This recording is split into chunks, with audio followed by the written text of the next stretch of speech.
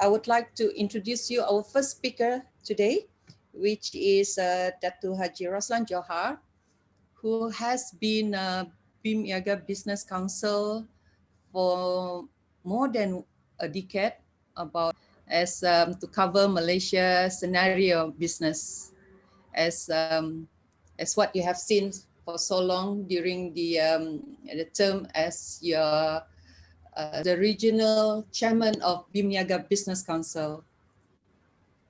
Yeah, Dr. Roselan, please.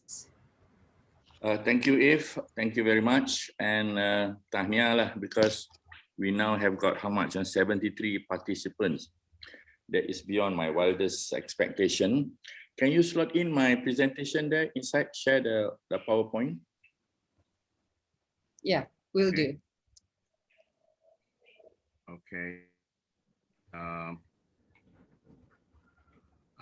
Eve, is this the correct one? Yes. The last one, yeah. This is the correct one? Correct. Yes. Correct. Okay. Okay, that's the title, Opportunities and Potentials. And for everybody alike, opportunities and potentials are almost synonymous, very much identical, and I will combine them together as one, opportunity and potentials to mean the same. Next, please. Okay.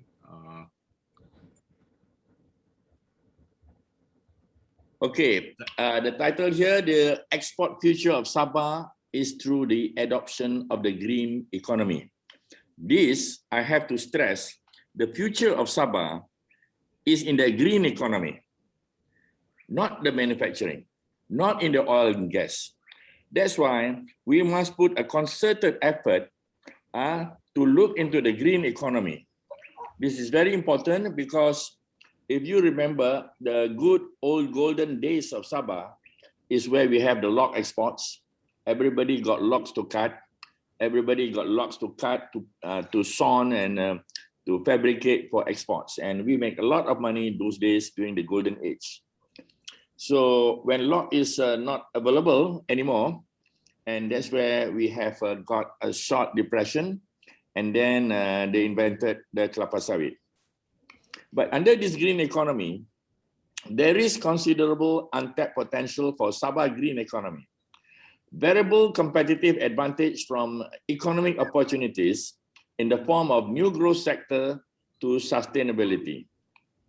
And any new green business must be bold in leading green transformation and can be very, very capital intensive. I think this capital intensive is the main reason why it slows down investment into the forest industry, the green economy industry, because the gestation period can at least take from 5 to 8 years. Next, please, Ken. There, on the left side, I'm stressing the importance of Paulownia, which is the name of a tree, Kadamba, another name of a tree, Napier is a grass, hybrid rice, and chrysanthemum. I've been talking about this subject for the last 5 years, and there seem to be no takers. Very few people, no, many people understood, but nobody wants to invest in this matter. So, right now, those days of the golden days age are gone, and we intend to bring it back by planting Paulownia and Kadamba. We are not going to sit back and watch the natural growth of the trees. In fact, we want to grow the forest and watch our future grow. On the first part, Sabah is very fortunate to have many biotech R&D, but they are all misguided, and we want to coordinate their efforts so that they can produce more seedlings and with knowledge to grow temperate trees in the tropics. And our government policy must allow the importation of more workers to plant the seedlings, because there has been so much complaint that we have the seedling but nobody to plant. And when we want to import workers from overseas, they say we are not allowed to import. So we must relax this kind of policies. And our forest policy must allow the exportation of our plantation logs, while the remainings are geared for local fabrication. I remember somebody in Tawa wanted to export his teak logs, and the forestry stopped them. But then there was a truly a ruling that if you want to plant teak for exports, you must declare your interest right from the very start. So this particular grower did not register his interest to exports. So he was not allowed to export the teak. But all these kind of rulings are very prohibitive to good exports because our priority is exports to earn money. Next, Ken.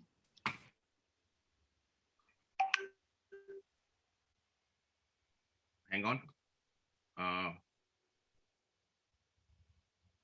Okay, this Paulonia and Laran. This is a very long, tall, straight tree, very easy to cut, very easy to grow. This Paulonia will take about 5 years to mature, and Laran will take about 8 years to mature. And for 10,000 hectares, if we plant Paulonia, you can actually export about 250,000 containers per year. And Sabah import and exports, when they are combined, is only about 270. Here with Paulonia, you can export 250,000. And what we need is 10,000 hectares and the approval and the land to plant all this Paulonia and Laran. And right now, there has been some people who are doing the test planting of Paulonia in Sandakan. And his report has not been very good because he's still in the earlier stage of the development of about 2 years. And probably when he has reached his 5 years and the Paulonia are tested in the local market, then people will realize how good and important Paulonia can be. Next, Ken.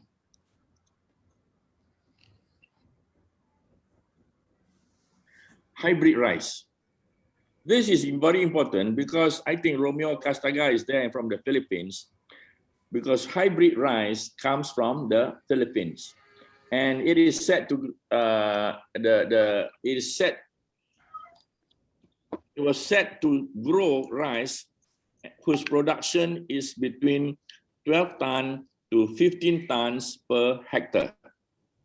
When you compare with our local rice in Kota Belud, we are only getting 4.5, maximum 5 tons per hectare.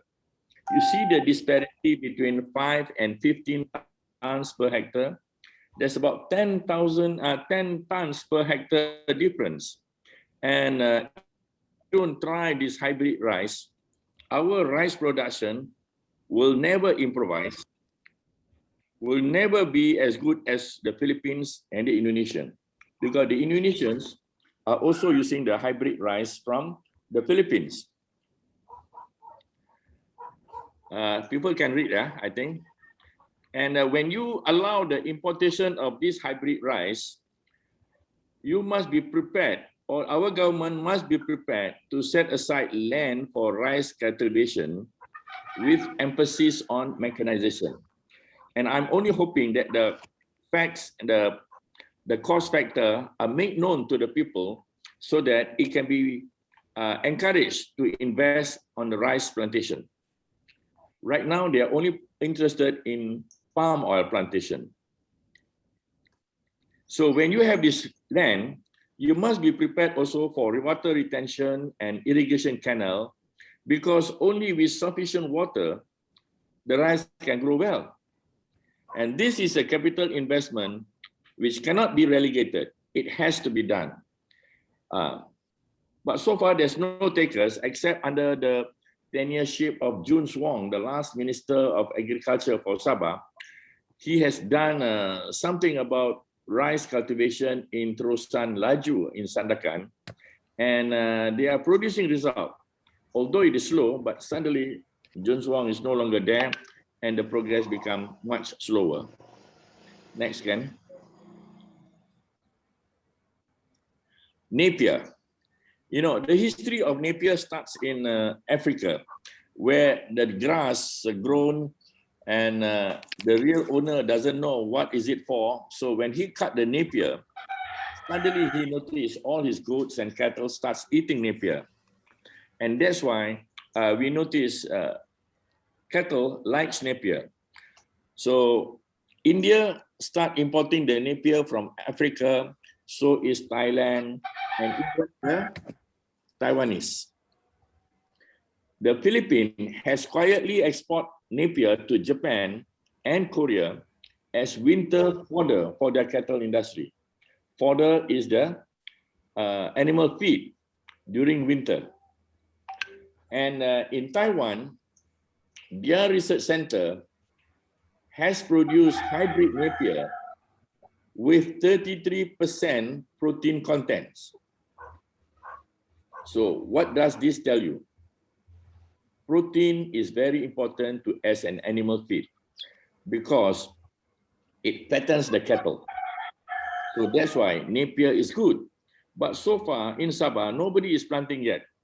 Even though if they plant, they are growing wild. So the moral of the story is, he who can think well and think correct and has the money must start to plant Napier. Where you plant the Napier is where you can raise three industries. Number one, the cattle fattening industry. So 20% of your plantation goes towards fattening the cow. The balance, you will use the Napier, you extract the water like sugar cane, no? The grinding, you extract the water from the Napier, and you can extract the protein, which you can use for exports.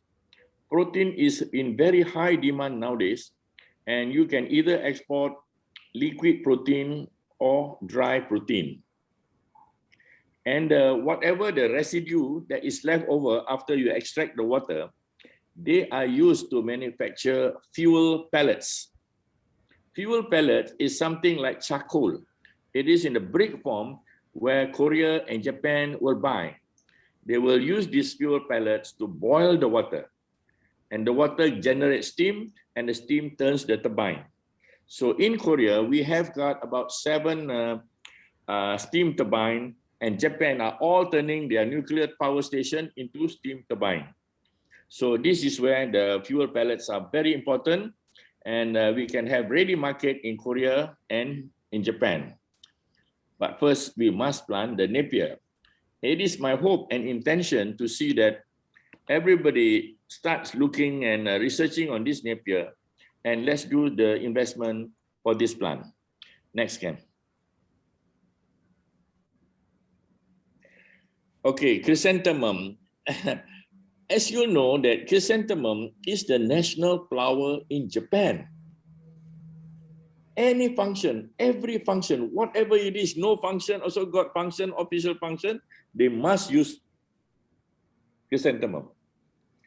And Japan are not planting enough chrysanthemum because the old planters are aging or may have died.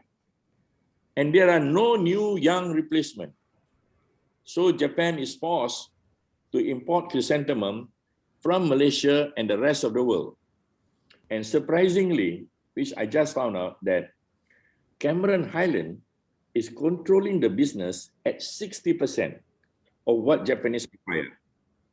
So if I look at it, I went to Cameron Highland, the weather is just like Kundasang. Ano may pambati ka kay Datuk Roselan? Yeah, so I am hoping that there be more and more people can plant chrysanthemum, and we can find the market in Japan. And this chrysanthemum will be exported by air. And we have Malaysia Airlines flying to Kobe and Tokyo twice a week. And this is very ideal. Dapat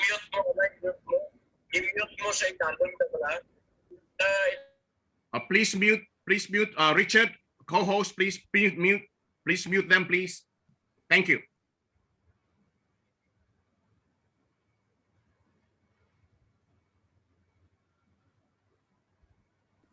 The sweet potato, that is the purple color, These are very easily grown in the loamy soil, and Japan will buy them after being processed into a white cake. So we are hoping that sweet potatoes can be encouraged in Sabah, Sarawak, and we must find people who are very keen to process the sweet potato for exports. Right now, nobody is doing it, and this is the potential that we must look into. And then, of course, the Musang King durian, which is so very popular in China and West Malaysia. And I found out in a study that there are 14 processing plants in West Malaysia, but there are none in Sabah. And this will be a good opportunity for people to invest into the processing plant so that we can easily export durian by air to China. You don't export by the whole lot because the outer skin is so heavy than the sweet juice of the real durian. So the processing plant will always process the durian into packages for exports, and you can save a lot of money on the air freight charges. This is also another opportunities for further investment. Next, Ken.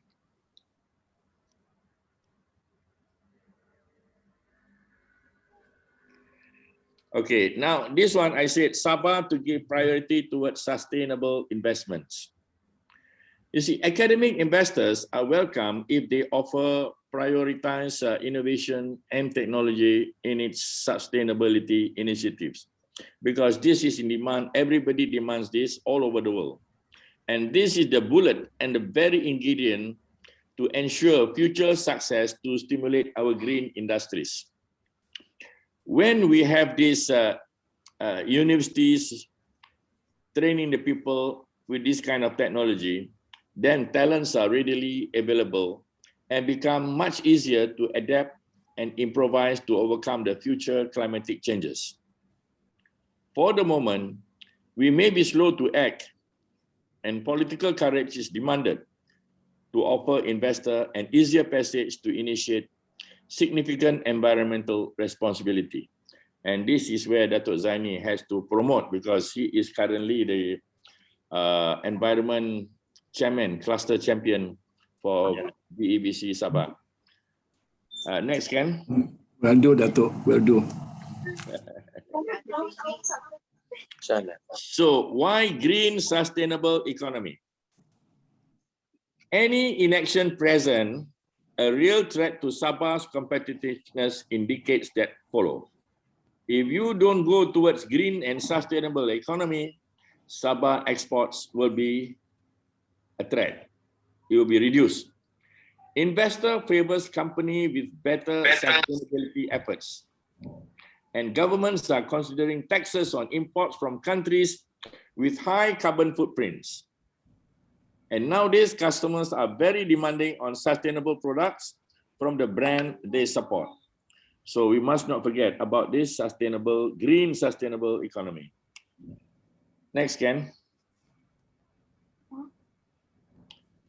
Okay, this power sector is the latest investment, and we are very, very hoping so much if the sale of power from Sabah to Palawan 100 megawatt can be successful, because it will give rise to the private sector to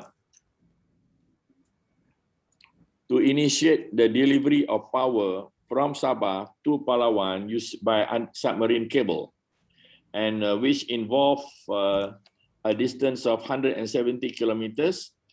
And the people who want to invest into the submarine cable will have a lease tenure of 22 years. Maybe they can ask for 25 years.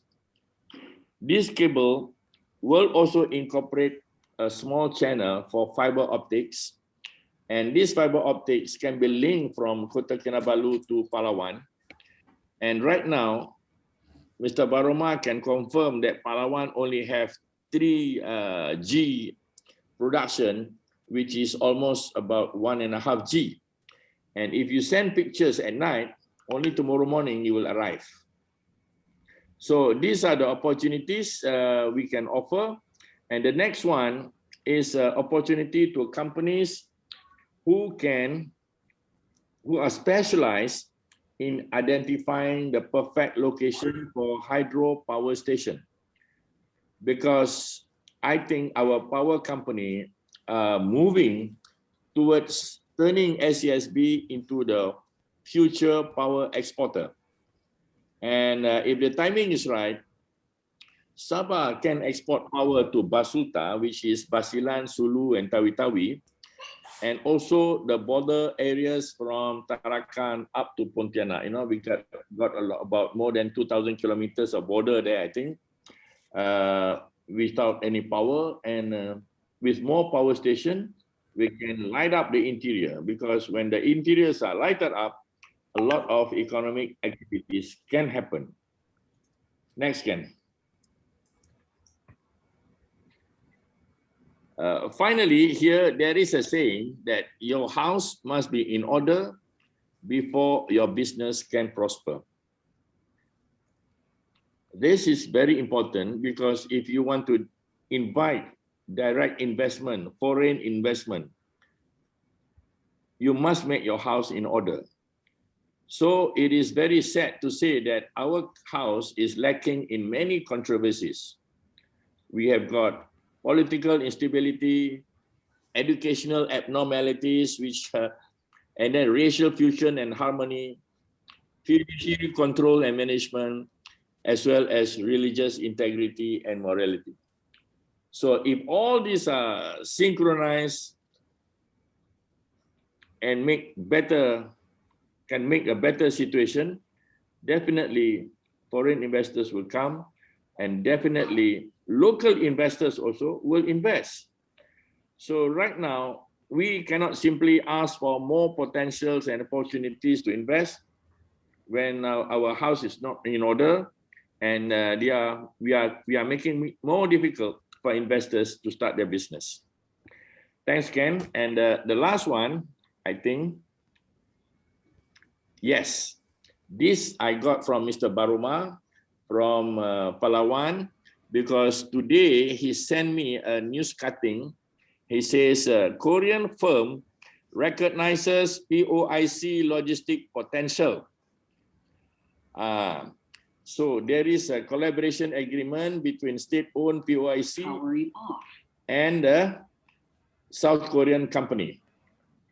So here they intend to turn Lahadatu into a hub where they can import and export all kinds of commodities that are found within the BIM area. And Lahadatu can also be used to become a redistribution center for Korean products. And this is a very good move. And I'm very happy that it is happening in Lahadatu. So I hope when it happens, Palawan and Mindanao, Kalimantan and Sulawesi will be much closer to Sabah. Okay, next, Ken. No, I already said that. Next one. And this is the final one before I say goodbye, because Eve said I only got 10 minutes. So before we say goodbye, we must always be concerned with our surroundings and investment. For ages, we have protected our foreshore investments and livelihood, and we cannot allow silly mistakes by foreign government destroying our fish and other agro cages. I'm talking about nuclear wastewater. And what worries me is, if Fukushima nuclear power plant is allowed to release their wastewater into the ocean, only God will know what extent it will destroy our fish and prawn farms and the like. So may we take this opportunity to request our government to start holding talks with Japan and find out the truth about this nuclear wastewater before they themselves destroy our fishing industry, our prawn industry, and our whatever foreshore industry, seawater industry. So thank you very much for inviting me. Thank you very much, and wassalam. Yeah. Thank you, Dr. Roselan. And if you don't mind, I would like to mention something in one of my research that from the United Nations Conference on Trade and Development said the foreign direct investment into Malaysia plunked by more than 2/3 to just US 2.5 billion last year. So of course, it was dropped in the region amid the COVID-19. So what do you take on this statement? Many people blame COVID, but they never ask themselves, they never blame themselves. If I'm a foreigner, I wouldn't invest in Malaysia because, number one, I'm not very keen about the political stability, about the racial tension, about the religious fanatics that's been going on. And if I'm hoping that all these three factors, main factor, can be solved to smoothen out so that our country become a better place to invest, just like the before. So I'm hoping that whatever has happened, let it be a lesson for our future leaders. Thank you. Thank you. Yes, thank you, Dr. Roselan. And